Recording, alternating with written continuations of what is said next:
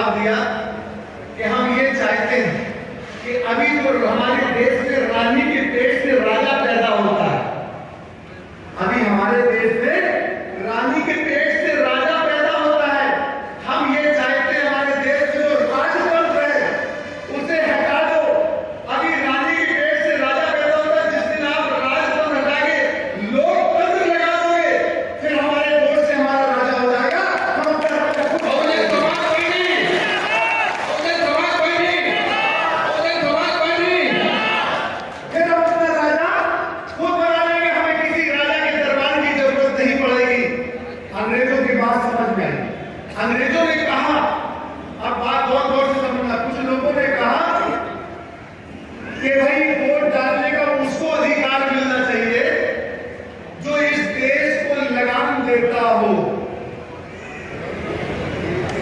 Vote डालने का अधिकार उसको मिलना चाहिए जो देश को लगाम देता हो, या दूसरा उसको वोट का अधिकार मिलना चाहिए जो पढ़ा लिखा एजुकेटेड हो। बाबा साहब ये अम्बेडकर ने कहा 95% लोग हमारे भारत में पढ़े लिखे नहीं हैं और 95% लोग जमींदार नहीं है। जब 95% लोग पढ़े लिखे नहीं है और 95% लोग जमींदार नहीं है तो फिर कोई 5% लोग अपने यहाँ पे वोट डालेंगे, फिर कोई राजा बनेंगे, तो हमें वोट डालने का अधिकार का मतलब ही क्या होगा? तब बाबा साहब ने कहा अगर वोट का अधिकार देना चाहते हो तो जिस तरीके से एक वोट का अधिकार राजा को मिले, एक वोट का अधिकार प्रजा को मिले, तब समानता आएगी, तब भाईचारा पैदा होगा। जब भाईचारा रहेंगे, ऐसे संतुलित रहेंगे, इस्लामी देश में, इस्लामी देश में। जिस दिन वोट का अधिकार मिल जाएगा, यही बड़े बड़े राजा महाराजा हमारे घर पे आना शुरू हो जाएंगे, हमें वोट दे दो, हमें राजा बना दो। अभी जो आते नहीं है ये वोट दे रहे हैं 18 अगस्त 1932 में, तो पहली बार वोट का अधिकार बाबा साहब बी आर अम्बेडकर ने दिलाया था। और वोट का अब जब वोट का अधिकार मिला तो भाई मेरी बात समझ में आ रही है, ये बताओ आप लोग।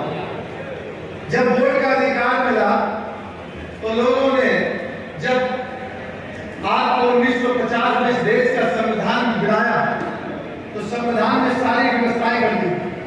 जब सारी व्यवस्थाएं कर दी वोट का अधिकार मिल गया।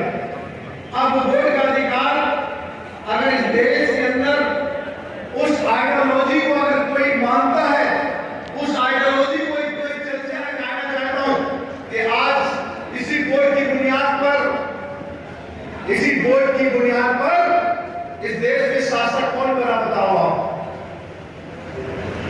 कौन प्रधानमंत्री बना इस वोट की बुनियाद पर? भारतीय जनता पार्टी बनी नहीं बनी? अगर आपने वोट का सही इस्तेमाल कर लिया होता तो क्या देश में भाजपा की सरकार बन जाती? आप बताओ, मैं गलत करूं तो सही कह रहा हूं? अब मैं आपको बताना चाहता हूं कुछ राजनीतिक बातें, आप सुनना चाहोगे नहीं चाहोगे बताओ? अब मैं राजनीतिक बातों पे आना चाहता हूं। इस देश के अंदर सन 1990 में, अब मैं आपको जो बात कहना चाहूँ बड़े गौर से समझना, जब 1990 में और 1990 के पहले बाबा साहब का 1956 में निधन हो गया, नुकसान होगा, उसका पत्ता साफ करेगा। अब मैं आपको बताना चाहता हूं, समझ लो मेरी बात। 2017 में चुनाव था कि नहीं था? 2017 में गठबंधन हुआ था सपा और कांग्रेस का, हुआ था नहीं हुआ था? बताओ, हुआ था नहीं हुआ था? रात दिन टीवी में अखिलेश भैया, राहुल भैया दिख रहे थे।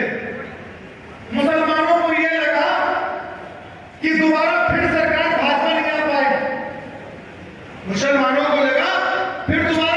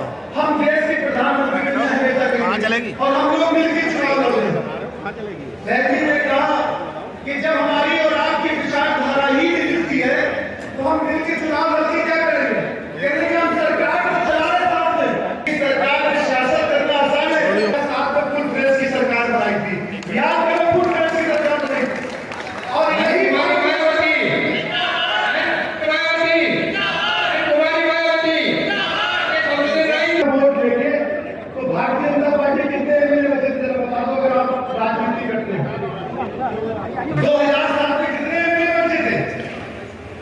2007 में बीजेपी के केवल 48 एमएलए बचे थे।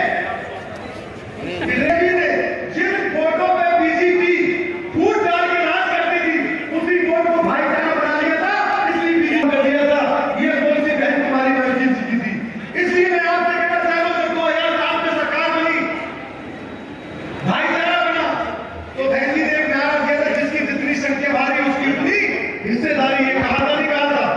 जैसे ही सरकार बनी, मुसलमानों ने वोट दिया, ब्राह्मणों ने वोट दिया। अगर मेरी बात करें तो मुझे हाथ उठा देना, अगर सही हो तो हाथ उठा देना, गलत हो तो हाथ उठा देना। आप ये बताओ, नरेंद्र मोदी जी को, जो इस देश के प्रधानमंत्री हैं, नरेंद्र मोदी जी को हमने अपना विरोधी क्यों माना? बता जरा, आप लोग इसको क्यों विरोधी माना? गुजरात के दंगे की बुनियाद पे विरोधी माना था। क्यों ये गलत है? बताओ आप लोग। मुसलमानों ने गुजरात की बुनियाद पे ही नरेंद्र मोदी जी को अपना विरोधी माना था।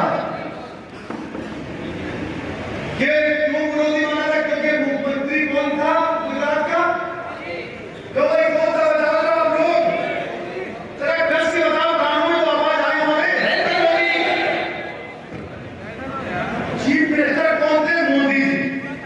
अगर मोदी जी एक दिन के अंदर नहीं, एक घंटे के अंदर, जब तुम सत्ता में आने की तो दंगे कराते, तुम सत्ता में तो कायम नहीं होंगे। दंगे तो कराए जाते कि तुम मुसलमान ले जाओ। बहन कुमारी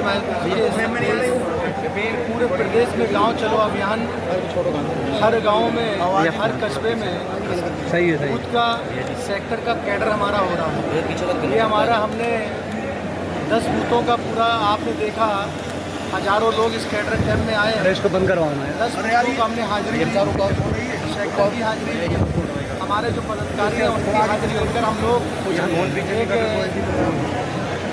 तैयारी करते हैं। हमेशा बहुजन समाज पार्टी का एक कार्यकर्ता हमेशा तैयार रहता, उसी की हम लोग थोड़ा सा देखना चाहते हैं। आदेश है कि सेक्टर बाई सेक्टर आप लोग कैडर कैंप करिए और सभी समाज को जोड़ने का काम करिए। और इस प्रदेश के अंदर जो भाईचारा बिगड़ा है, उस भाईचारे में हर समाज के, हर धर्म, हर जाति, हर मज़हब के लोगों को जोड़ने का काम करिए। और जो आज भारतीय जनता पार्टी की सरकार चल रही है और पिछली समाजवादी पार्टी, दोनों ने जो भाईचारा बिगाड़ा, उसको हम लोग भाईचारा बनाने का स्वार उपचुनाव लड़ेंगे आप?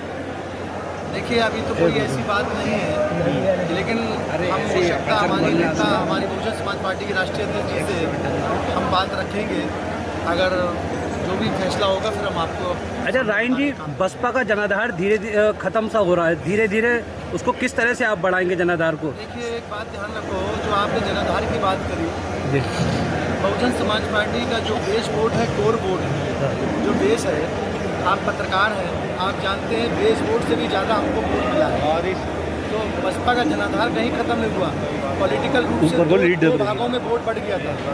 इस समाजवादी पार्टी, भारतीय जनता पार्टी जो डरा के वोट लेना चाह रही है, सपा भाजपा का डर दिखा के वोट लेती है और भाजपा सपा का डर दिखा के वोट लेती है। इस दो डिवाइडेशन में वोट बंटने के कारण, लेकिन फिर भी मैं शुक्रिया अदा करता हूँ बीएसपी के कोर वोटर का, कि जिन्होंने चट्टान के तरीके से अपनी बहन कुमारी मायावती जी के साथ खड़े रहे, अपनी नेता के साथ खड़े रहे। मैं उनका शुक्रिया अदा करता हूँ। और आने वाले समय में जो बैकवर्ड समाज के लोग थे और मुस्लिम भी सोचने के लिए मजबूर हो गया कि बताइए, इतनी बड़ी मुहिम होने के बावजूद भी बीएसपी का एक बेस वोट चट्टान के तरीके से अपनी नेता के साथ खड़ा रहा।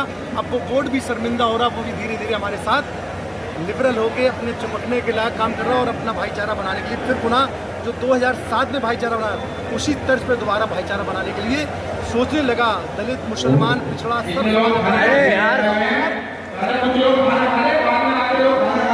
लगा आईडी लगा। अच्छा, साजिद अली जी, एक मिनट शानू भाई, एक मिनट देखिए, ये बताइए, पार्टी की सदस्यता इन्होंने ग्रहण करी है। 15 तारीख को मानवर काशीराम साहब का हम लोग जन्मदिन मनाते हैं, उसी दिन इन्होंने सदस्यता ग्रहण करी। तो ये हमारे एक कार्यकर्ता के रूप में यहाँ सम्मिलित हुए हैं, क्योंकि बीएसपी में नेता केवल बहन कुमारी मायावती जी, बाकी हम सब कार्यकर्ता। अच्छा, स्वार में काफी लोगों ने बसपा ज्वाइन की लेकिन छोड़ के चले गए। साजिद भाई ने अब दोबारा ज्वाइन किए, बसपा की कमान संभाली है स्वार में, क्या कहना चाहेंगे? बीएसपी एक मिशन है और मिशन जब चलता है तो जो स्वार्थी होते हैं छोड़ के भी जाते हैं, जो मिशनरी होते हैं वो हम लोगों के साथ खड़े रहते हैं। अगर उपचुनाव होता है तो क्या स्वार से साजिद भाई को टिकट देंगे? पहले